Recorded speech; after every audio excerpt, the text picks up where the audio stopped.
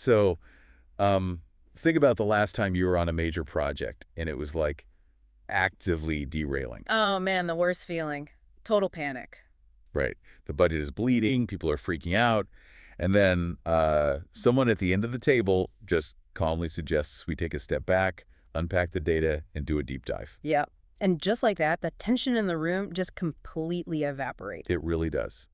And that's exactly our mission for today's deep dive. We're looking at a fascinating presentation deck document, TD0050VA, to decode the language of modern business. Yeah, we're looking at 5 specific phrases that secretly run every corporate boardroom. I mean, it is incredible how effectively language can manage collective psychology. Okay, let's unpack this, pun totally intended, because we use these phrases constantly, but, we rarely think about what they actually mean. Exactly. They aren't just annoying buzzwords. They are deliberate linguistic tools used to maintain control. Right, so let's start with diagnosing the problem.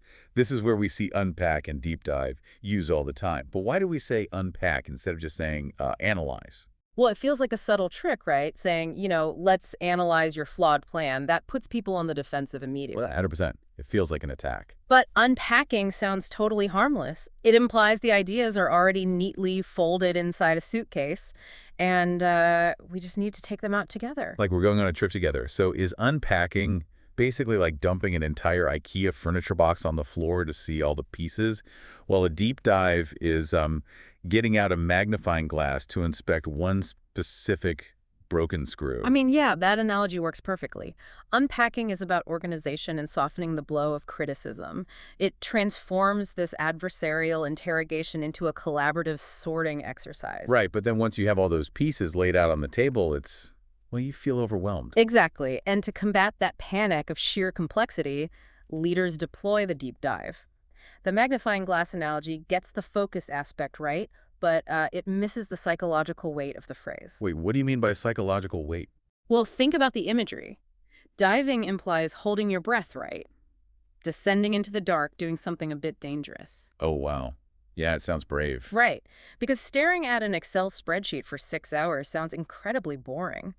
But calling it a deep dive makes abstract, sedentary office work sound like rigorous physical labor. That completely reframes how I hear it. Okay, so you've done the manual labor, you've unpacked the mess, and your deep dive found the root cause. Yep, you found the problem. But you can't implement a massive fix alone, right? Which brings us to the action phase, getting buy-in to move the needle. Crucial next steps. Let me pitch you a theory here, though. Is buy-in essentially just corporate speak for making sure my boss doesn't fire me if this fails? Like a corporate hostage situation. I mean, I get why you'd say that. It is definitely a mechanism for distributing risk. But the source material, TD0050, clarifies that true buy-in is about creating genuine psychological alignment. So not just covering your tracks. Right, it's making sure everyone is pushing the cart in the same direction. But your cynical take highlights why it's necessary. People resist complex fixes because they fear the fallout. You have to mutualize that vulnerability. Which you absolutely need if you're going to attempt to move the needle. Yes, exactly, meaning a measurable, substantial shift in performance, not just a tiny tweak. But I see this phrase used most often as like a polite weapon, Yeah. the ultimate gatekeeping phrase.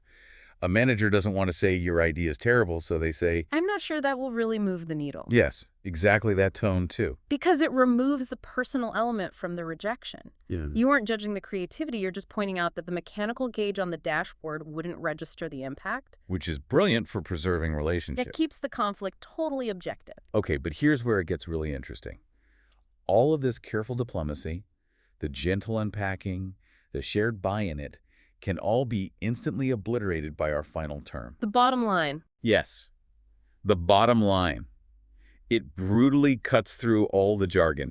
You can't gently unpack a bottom line. No, you really can't. It's the ultimate reality check. I mean, it literally originates from the final net profit figure on a financial statement. Right, the actual literal bottom line. Exactly.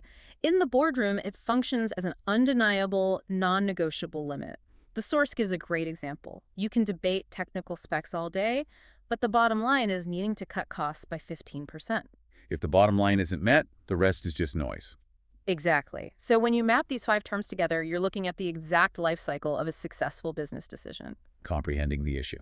securing the team. Right, making an impact and delivering the final result. It is basically a psychological instruction manual hiding in plain sight. It really is. So, for everyone listening, in your next meeting, I want you to pay close attention to who wields these specific words to control the room.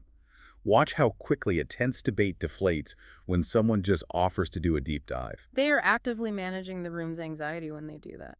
Which leaves you with this final thought to ponder. If our corporate vocabulary is built almost entirely on physical metaphors, diving underwater, unpacking luggage, moving gauge needles, what does that say about our psychological need to make abstract invisible office work feel like tangible manual labor?